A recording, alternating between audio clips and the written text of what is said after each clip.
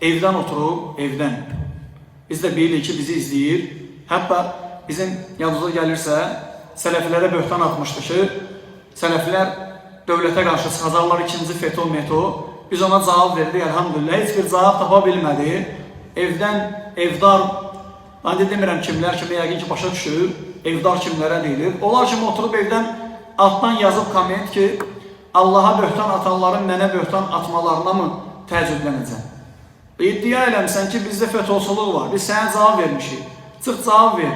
Çıxırsan arvadların qabağına, jurnalist qadınların qabağına, sənin mikrofon uzadırlar, cavab verirsən ki, yox elə deyil, mənə böhtan atırlar. Mən deməmişəm, kim istəsə, üzr istəyirəm saqqallardan, lakin demək lazım ki, o xalqımız bilsin. Mən deməmişəm, deyir, heç kim cinsiyyət üzrünü dəyişdirə bilər.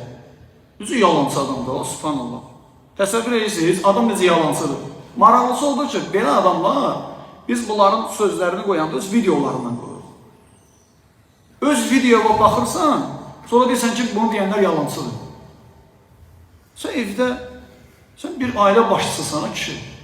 Sən bir evin başçısısan, evdə sən ailənin, uşağın, evlatlarının üzrünə necə baxırsan? Bu da sənin videondur, bu da sənin videondur. Sağda da sənsən, solda da sənsən. Deyirsən, yalan deyirlər. Necə bir yalan deyə bilər? Sən bilirsən axı bunu. Bir sual verirlər ki, sən demirsən ki, bəs bir insan cinsiyyət üzrünü dəyişə bilər. Deyir, yox, mən elə deməmişəm. Böhtan atırlar, məsələnin kontekstindən çıxardıblar, lazım olan yeri kəsildir. Sənə sual verirlər verilişdə ki, filan kəs məsələn dünyada böyük izlər qoyub. Amma adam, necə deyərlər, LGBT-nin üzvüdür.